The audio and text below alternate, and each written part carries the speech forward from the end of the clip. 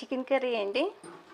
Chicken కర్రీలోని మనం oil ఎక్కువ వేసుకొని చేసుకుంటూ ఉంటాం. సో ఆయిల్ తక్కువగా ఉంచుకొని ఊర్పు ఎక్కువగా వచ్చినట్టు చేసుకుంటే అన్నంలో ఆయిల్ కన్నా మనకి ఊర్పుతోనే మనం ఇది రెడీ చేసుకోవడం వల్ల మన రైస్లో బాగా కలుపుకోవడానికి ఉంటుంది.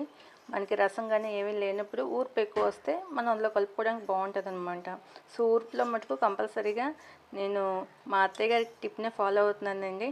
మా అత్తయ్య గారు అయితే అందులోని కొంచెం ఒక 4-5 జీడిపప్పు బదులును కొంచెం నువ్వులు కొబ్బరి వేస్తారు. సో దానివల్ల మనకు ఊర్పు బాగా వస్తుందండి. అందుకే నేను కూడా అవే వేస్ట్ చేస్తుంటాను.